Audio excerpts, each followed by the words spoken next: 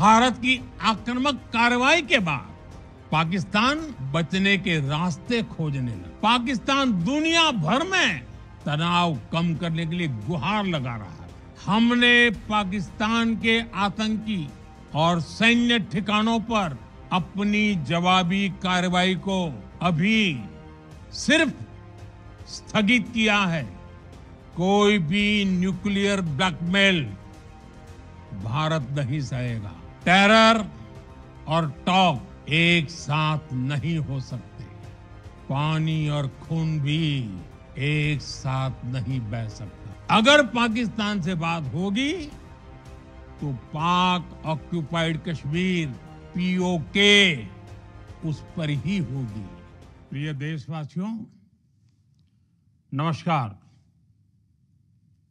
हम सभी ने बीते दिनों में देश का सामर्थ्य और उसका संयम दोनों देखा है। मैं सबसे पहले भारत की पराक्रमी सेनाओं को, सशस्त्र बलों को, हमारी खुफिया एजेंसियों को, हमारे वैज्ञानिकों को, हर भारतवासी की तरफ से सैल्यूट करता हूं। हमारे वीर सैनिकों ने ऑपरेशन सिंदूर के लक्ष्यों की प्राप्ति के लिए असीम शौर्य का प्रदर्शन किया। मैं उनकी वीरता को, उनके साहस को, उनके पराक्रम को आज समर्पित करता हूं। हमारे देश की हर माता को, देश की हर बहन को और देश की हर बेटी को ये पराक्रम समर्पित करता हूं। साथियों, 22 अप्रैल को पहलगाम में आतंकवादियों ने जो बर्बरता दिखाई थी, उसने देश और दुनिया को झकझोर दिया था। छुट्टियां मना रहे निर्दोष मासूम नागरिकों को धर्म पूछकर उनके परिवार के सामने, उनके बच्चों के सामने बेरहमी से मार डालना, यह आतंक का बहुत विभत्स चेहरा था, क्रूरता थी। ये देश के सद्भाव को तोड़ने की घिनौनी कोशिश भी थी। मेरे लिए व्यक्तिगत रूप से ये पीड़ा बहुत बड़ी थी। इस आतंकी हमले के बाद सारा राष्ट्र, हर नागरिक, हर समाज, हर वर्ग, हर राजनीतिक दल एक स्वर में आतंक के खिलाफ कड़ी कार्रवाई के लिए उठ खड़ा हुआ। हमने आतंकवादियों को मिट्टी में मिलाने के लिए भारत की सेनाओं को पूरी छूट दे दी और आज हर आतंकी, आतंक का हर संगठन जान चुका है कि हमारी बहनों बेटियों के माथे से सिंदूर हटाने का अंजाम क्या होता है।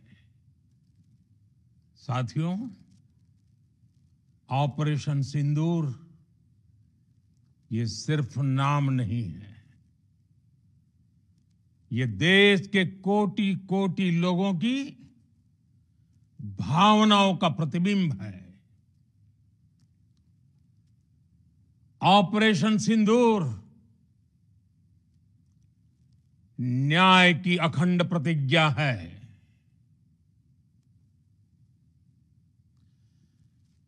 6 मई की देर रात, 7 मई की सुबह पूरी दुनिया ने इस प्रतिज्ञा को परिणाम में बदलते देखा है।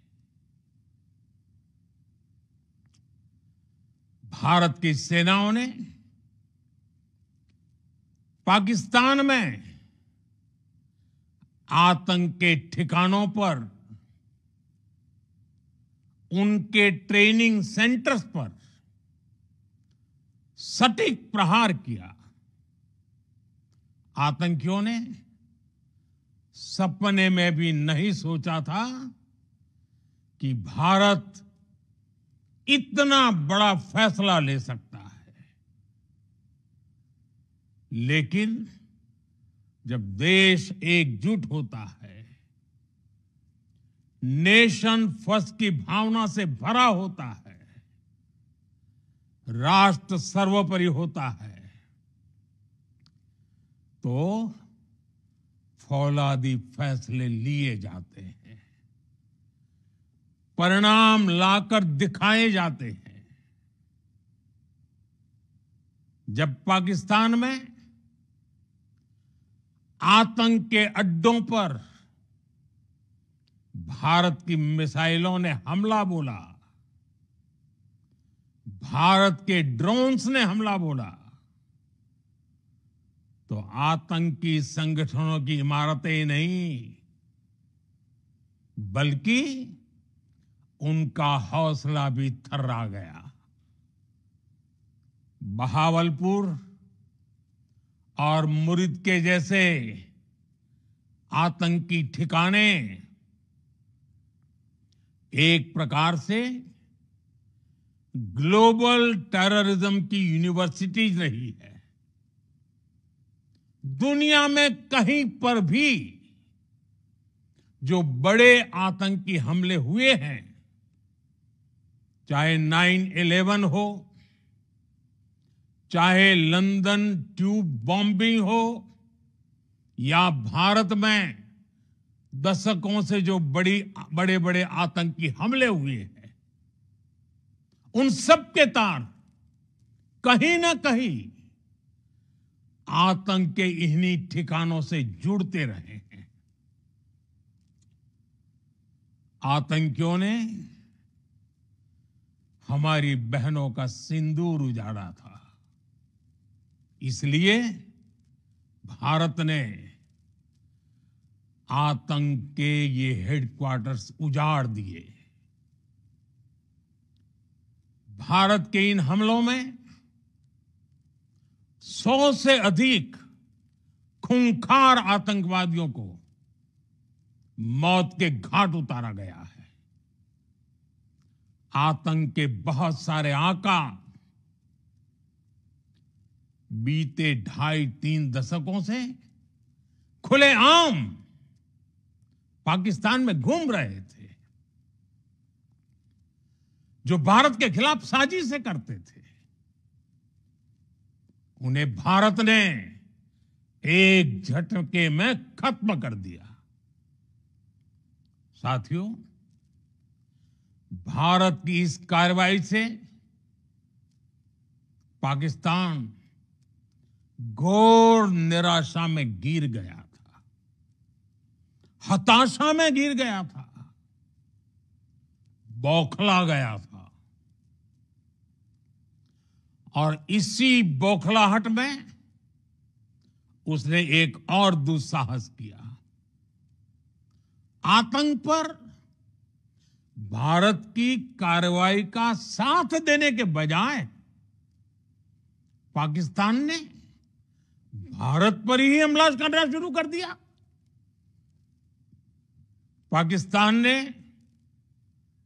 हमारे स्कूलों, कॉलेजों को, गुरुद्वारों को, मंदिरों को, सामान्य नागरिकों के घरों को निशाना बनाया। पाकिस्तान ने हमारे सैन्य ठिकानों को निशाना बनाया। लेकिन इसमें भी पाकिस्तान खुद बेनकाब हो गया। दुनिया ने देखा कि कैसे पाकिस्तान के ड्रोन्स, पाकिस्तान की मिसाइलें भारत के सामने तिनके की तरह बिखर गई। भारत के सशक्त एयर डिफेंस सिस्टम ने उन्हें आसमान में ही नष्ट कर दिया। पाकिस्तान की तैयारी सीमा पर वार की थी, लेकिन भारत ने पाकिस्तान के सीने पर वार कर दिया। भारत के ड्रोन्स, भारत की मिसाइलों ने सटीकता के साथ हमला किया।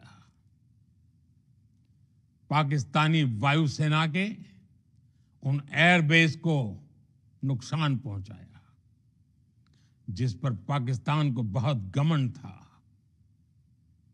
भारत ने पहले 3 दिनों में ही पाकिस्तान को इतना तबाह कर दिया जिसका उसे अंदाजा भी नहीं था। इसलिए भारत की आक्रामक कार्रवाई के बाद पाकिस्तान बचने के रास्ते खोजने लगा। पाकिस्तान दुनिया भर में तनाव कम करने के लिए गुहार लगा रहा था और बुरी तरह पीटने के बाद इसी मजबूरी में 10 मई की दोपहर को पाकिस्तानी सेना ने हमारे डीजीएमओ को संपर्क किया। तब तक हम आतंकवाद के इंफ्रास्ट्रक्चर को बड़े पैमाने पर तबाह कर चुके थे। आतंकियों को मौत के घाट उतार दिया गया था। पाकिस्तान के सीने में बसाए गए आतंक के अड्डों को हमने खंडहर बना दिया था। इसलिए जब पाकिस्तान की तरफ से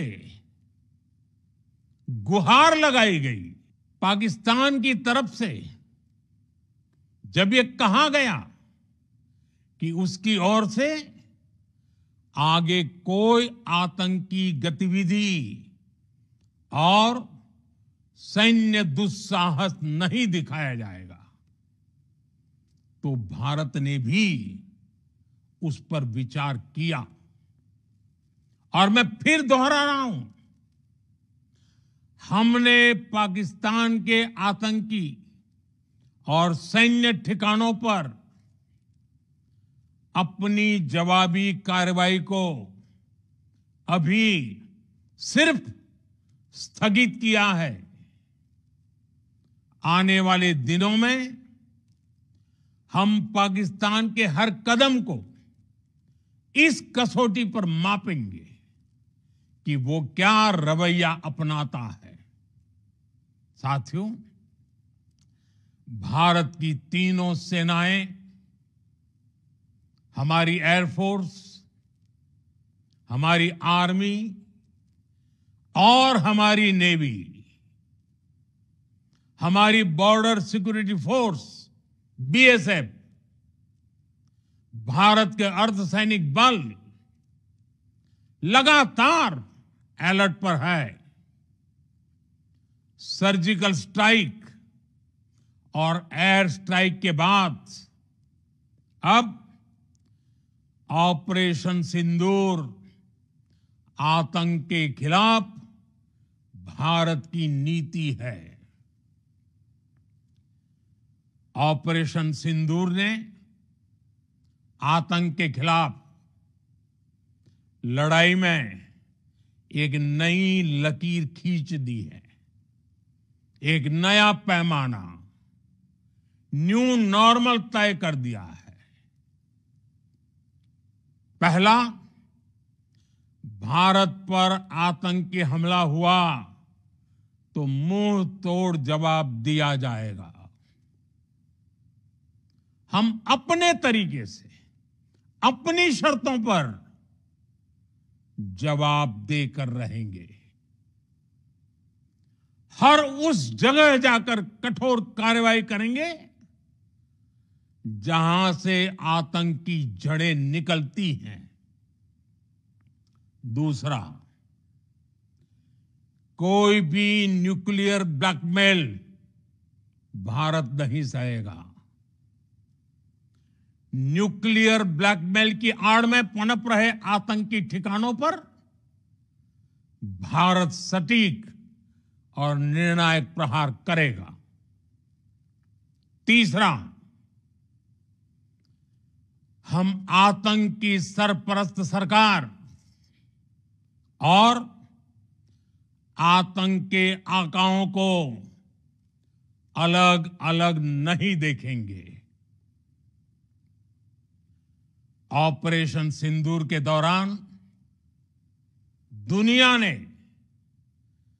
पाकिस्तान का वो घिनौना सच फिर देखा है, जब मारे गए आतंकियों को विदाई देने पाकिस्तानी सेना के बड़े बड़े अफसर उमड़ पड़े। स्टेट स्पॉन्सर्ड टेररिज्म का यह बहुत बड़ा सबूत है। हम भारत और अपने नागरिकों को किसी भी खतरे से बचाने के लिए लगातार निर्णायक कदम उठाते रहेंगे। साथियों, युद्ध के मैदान पर हमने हर बार पाकिस्तान को धूल चटाई है और इस बार ऑपरेशन सिंदूर ने नया आयाम जोड़ा है। हमने रेगिस्तानों और पहाड़ों में अपनी क्षमता का शानदार प्रदर्शन किया और साथ ही न्यू एज वॉरफेयर में भी अपनी श्रेष्ठता सिद्ध की। इस ऑपरेशन के दौरान हमारे मेड इन इंडिया हथियारों की प्रामाणिकता सिद्ध हुई। आज दुनिया देख रही है 21वीं सदी के वॉरफेयर में made in India defence equipments, इसका समय आ चुका है। साथियों, हर प्रकार के आतंकवाद के खिलाफ हम सभी का एकजुट रहना, हमारी एकता हमारी सबसे बड़ी शक्ति है। निश्चित तौर पर ये युग युद्ध का नहीं है, लेकिन ये युग आतंकवाद का भी नहीं है। टेररिज्म के खिलाफ जीरो टॉलरेंस, ये एक बेहतर दुनिया की गारंटी है। साथियों, पाकिस्तानी फौज, पाकिस्तान की सरकार जिस तरह आतंकवाद को खाद पानी दे रहे हैं, वो एक दिन पाकिस्तान को ही समाप्त कर देगा। पाकिस्तान को अगर बचना है तो उसे अपने टेरर इंफ्रास्ट्रक्चर का सफाया करना ही होगा। इसके अलावा शांति का कोई रास्ता नहीं है। भारत का मत एकदम स्पष्ट है।